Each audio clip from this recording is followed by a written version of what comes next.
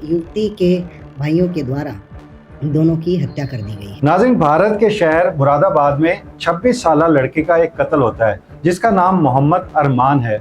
ये लड़का सऊदी अरब में रहता था, मदीना में टाइल वर्कर का काम करता था। मगर फिर अचानक क्या हुआ कि ये सऊदी अरब से इंडिया क्यों आया, मुरादाबाद क्यों आया, और इसके कत्ल के पीछे कौन से मुहर्रिकात थे, कौन इसके कातिल थे, और इसके कत्ल के पीछे क्या वारदात थी, क्या वाक़यात थे, आज के व्लॉग में हम इस पर डिटेल के साथ बात करेंगे। अस्सलाम वालेकुम नाज़रीन, आप देख रहे हैं डेली सोशल पाकिस्तान और मैं हूं मुश्कुर ज़ादी। नाज़रीन, भारत जैसा आप जानते हैं कि वहां पर मुख्तलिफ कौमें आबाद हैं। जहां हिंदुओं की एक बहुत बड़ी पॉपुलेशन है, वहीं मुसलमानों की भी आबादी तकरीबन कहा जाता है कि 25 से 26 करोड़ वहाँ पे मुसलमान आबाद हैं। यही वजह है कि वहाँ पर हिंदू और मुसलमान एक दूसरे के साथ अक्सर शादी के बंधन में बन जाते हैं। मुसलमान लड़के हिंदू लड़कियों के साथ, जबकि मुसलमान लड़कियां हिंदू लड़कों के साथ शादी कर लेती हैं। वहाँ पे ये ट्रेंड है। लेकिन गुज़िश्ता 2 सालों से जैसे आप देख रहे हैं कि भारत और पाकिस्तान के खासतौर पे जब से क्लैश चला है, उसके बाद से हिंदुओं और मुसलमानों के दरमियान फासला बहुत ज़्यादा बढ़ गया है, नफरतें बहुत ज़्यादा बढ़ गई हैं। इसी वाले से एक खबर आई है कि 21 जनवरी को इतवार के रोज़ एक लड़का जिसका नाम मोहम्मद अरमान था, ये सऊदी अरब में काम किया करता था, मदीना में ये टाइल वर्कर था। इसका बचपन से ही दोस्ती चल रही थी काजल नामी लड़की के साथ, जो इसके गाँव में ही रहती थी। बहरहाल ये बड़े हुए और उसके बाद कहा जाता है कि इसका राब्ता इंटरनेट पे रहा और किसी ना किसी तरह काजल ने अपने घर वालों को राज़ी किया और अरमान ने अपने घर वालों को इस शादी के लिए कायल कर लिया।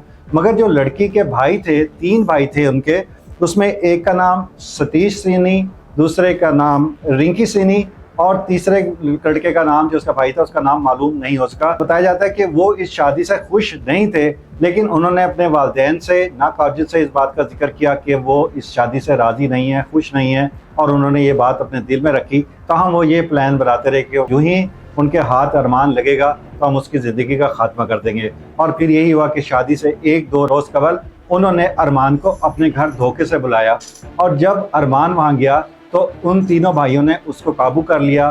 2 ने उसके हाथ बांधे, पाँव बांधे, जबकि तीसरे लड़के ने उसके ऊपर छुरियों से हमला किया और उसकी जान ले ली। जो ही उसकी चीखें, मारपीट की आवाज़, शोर शराबे की आवाज़ आई तो काजल जब उसको बचाने के लिए आई तो भाइयों को ये पता लग गया था कि ये ज़ाहिरी बात है हमारा राज फाश करेगी, पुलिस को बताएगी।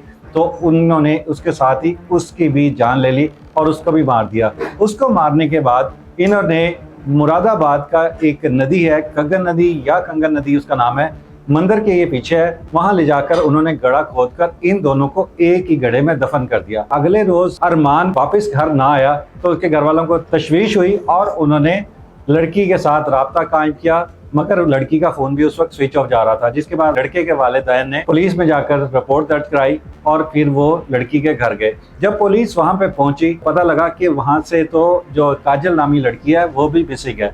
अब उन्होंने लड़की के वालिद और उसके भाइयों से तफ्तीश शुरू की तो वो खातिर खा जवाब ना ले सके, और उसके बाद फिर उन्हें पुलिस थाने ले जाया गया। जिसके बाद उन्होंने न सिर्फ कत्ल का एतराफ़ किया, बल्कि वो फाफड़ा या वो बेलचा जिसकी मदद से उन्होंने उन दोनों को मारा था वो भी उन्होंने पुलिस ने बरामद कर लिए। और अब जो है वो ये तीनों पुलिस की कस्टडी में हैं। मगर पुलिस ने इस खौफ से, क्योंकि एक लड़का मुसलमानों का था, एक लड़की हिंदुओं की थी, तो ख़तरा इस बात का पैदा हो गया था कि अब वहाँ पर कहीं कोई हिंदू मुस्लिम फसाद पैदा ना हो जाए, इसलिए वहाँ पर बहुत ज़्यादा पुलिस डिप्लाई कर दी गई है। और इस वक्त वहाँ मामला बहुत ज़्यादा ख़तरनाक है, तशवीशनाक है, पुलिस का सख्त पहरा है, और अब आने वाले दिनों में पता लगेगा कि उन दोनों के साथ क्या होता है। हमारी मुनाफ़ा देखें कि अगर हम मुसलमान और हिंदू अगर अमीर घराने के हों, हमारे पास बहुत ज़्यादा पैसा हो, शोहरत हो, नाम हो, तो फिर इस शादी में किसी को कोई रुकावट नज़र नहीं आती। आपने देखा कि जिस तरह मैंने जिक्र किया था कि भारत में अमीर तरीन लोग जो है वो हिंदू फैमिली से हों या मुसलमान फैमिली से हों, आपस में शादियाँ करते हैं।